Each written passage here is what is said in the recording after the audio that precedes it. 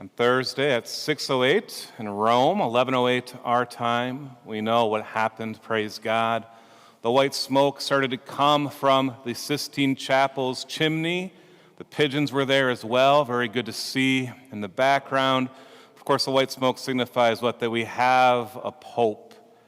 We here at St. John the Baptist had a plan when we saw the white smoke on YouTube that we would go and pray and do everything else. What I did is I went to the sacristy and I made sure the bell started to get rang. I went in the adoration chapel and prayed. It's always good to pray for the Pope. And a good thing to pray for the Pope is always an Our Father, a Hail Mary, and a Glory Be. So it was just beautiful to pray for whoever the new Pope was going to be. Went back into the sacristy, kept those bells ringing so the whole neighborhood could hear the excitement. Eventually went over to the school, trying to get the school kids, but they too had heard the bells, and they knew what they were going to do. When we had a pope, they were going to interrupt everything to come over to the gathering place and to watch the reveal together.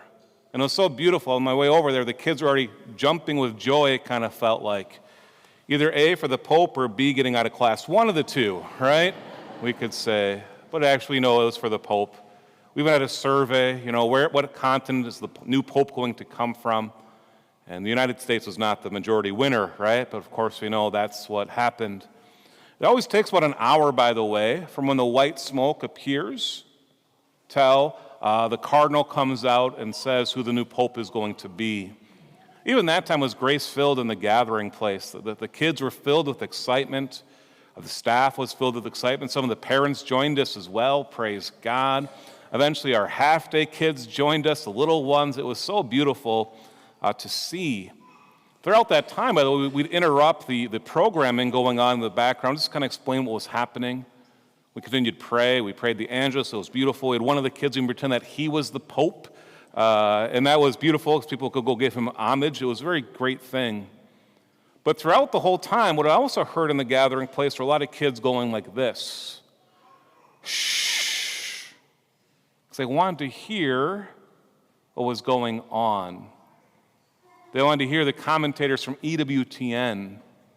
And it was just so beautiful that they were like looking at the screen and trying to listen. Eventually, of course, after an hour, they maybe did some other things as well, as kids will do. But we always had our eyes on the screen.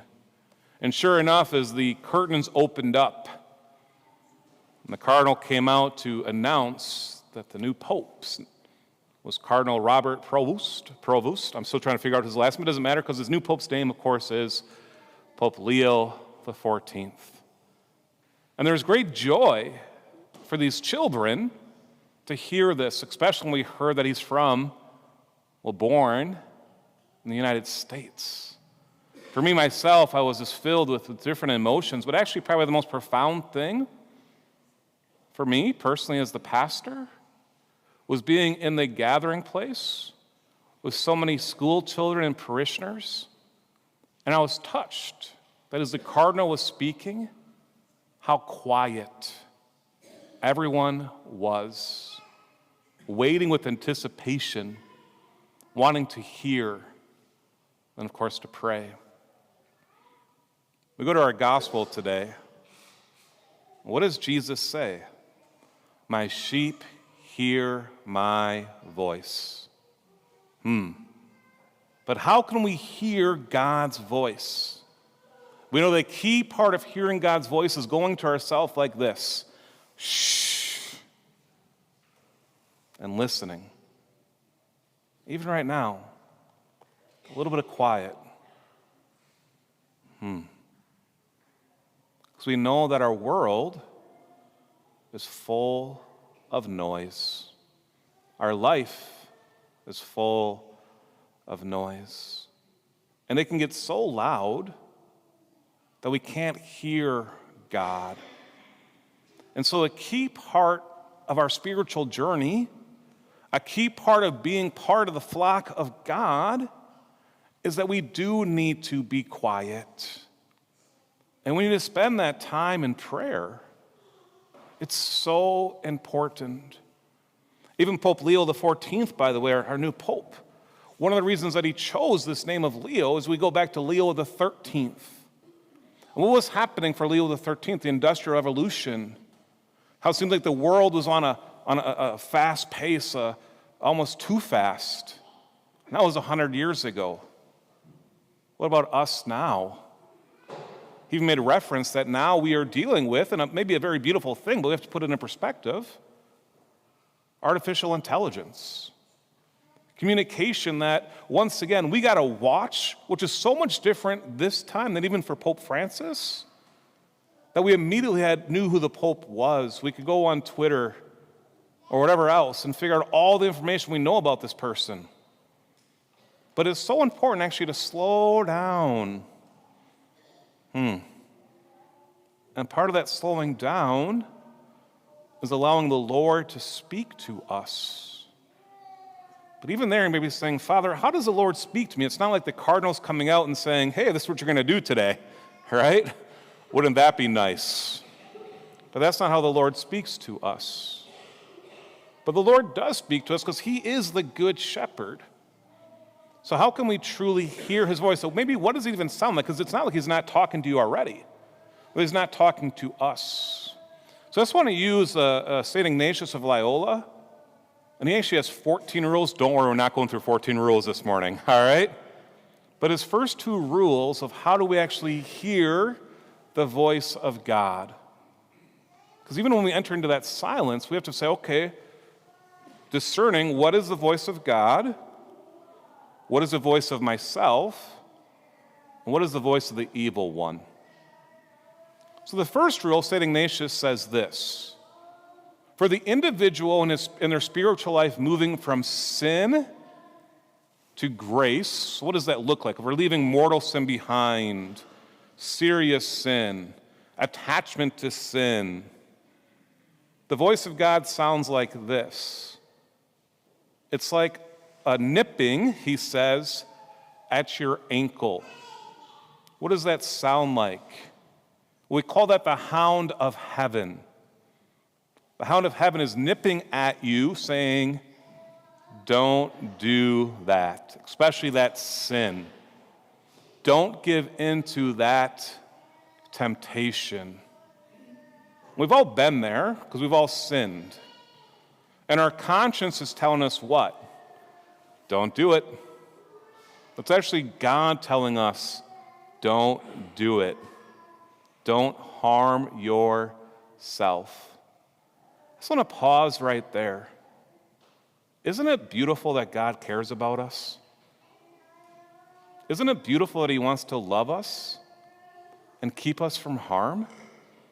Like, it's embarrassing a little bit, like, oh, we have to go to maybe that part in our life that we can think about where that happened.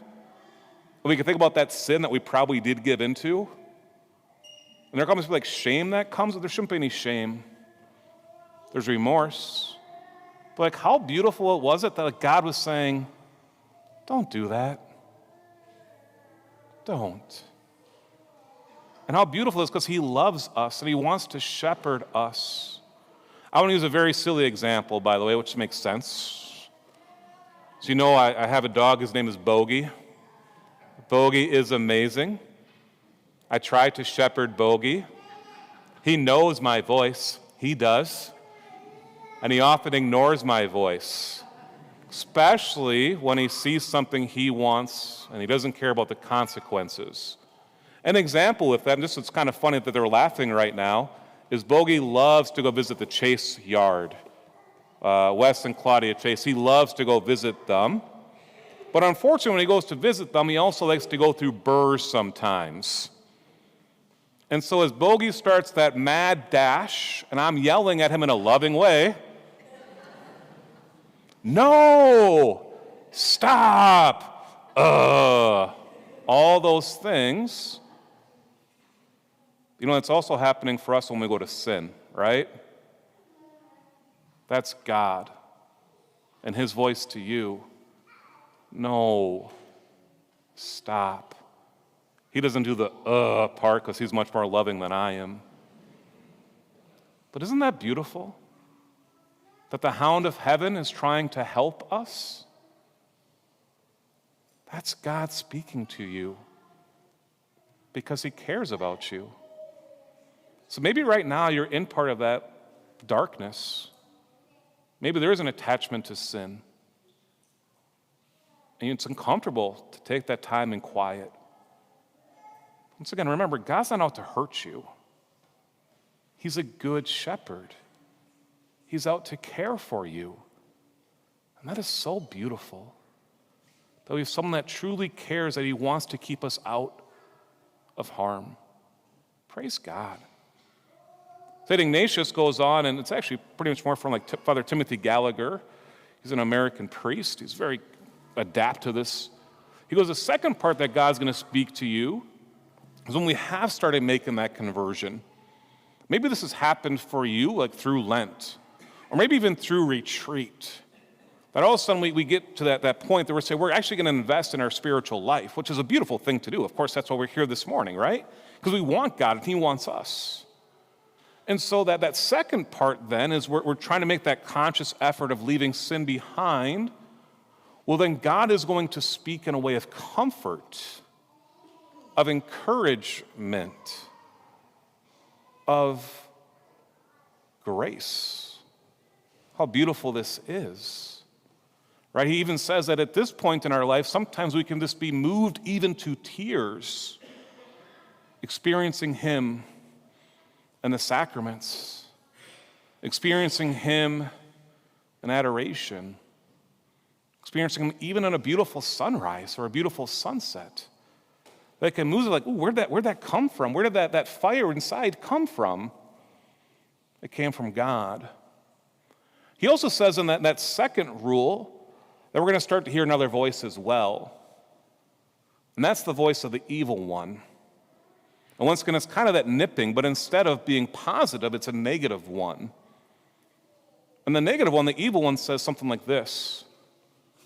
You know you're going to fall again. You know you're just lying to yourself. You know this is all fake. It's always good to remember God never speaks in a negative voice. My brothers and sisters, that is a truth that I have said before and I will say again. And I want you to know that. God never speaks in a negative voice. Who here has heard negative voices in their head, by the way? No, don't have to raise your hand, because everyone would raise their hand. We hear that sometimes. Maybe even negative about ourselves. I can't believe I did that. I'm so stupid. Whatever those things are coming there, right, are not true. They're not from God. Maybe they're from a wound that we have, right? But God is there actually to raise us up and encourage us. How beautiful this is. And so we have to identify what the voice is that we're hearing. And then there should be excitement of going to prayer and spending time in quiet and actually reflecting on our day. And we can be honest in that reflection. Where did I listen to the voice of God? Where was he trying to talk to me? Even in the midst of that sin, like, ooh, he was there. I should listen to him. Why? Because he doesn't want to hurt us. What does he want to do? He wants to love us. He wants us to remain in him and us in him. How beautiful this is, that we can abide in him. He wants to be that good shepherd. And so we take that time, and I encourage every single day to take 5 to 10 minutes in this kind of quiet reflection. Where did we hear the voice of God today? Where do we hear maybe the voice of the evil one? And let's announce the truth that he is there to shepherd us. To say, Lord, help me. I want to be a sheep. I want you to be my good shepherd, to lead me and to guide me, to remain in your flock. My brothers and sisters, when this happens, when we respond to the voice of the shepherd, there should be no worries at all. Oh, that is so much easier saying than to do, right? We could even acknowledge that. Lord, help me. Help me to abide in you and you in me.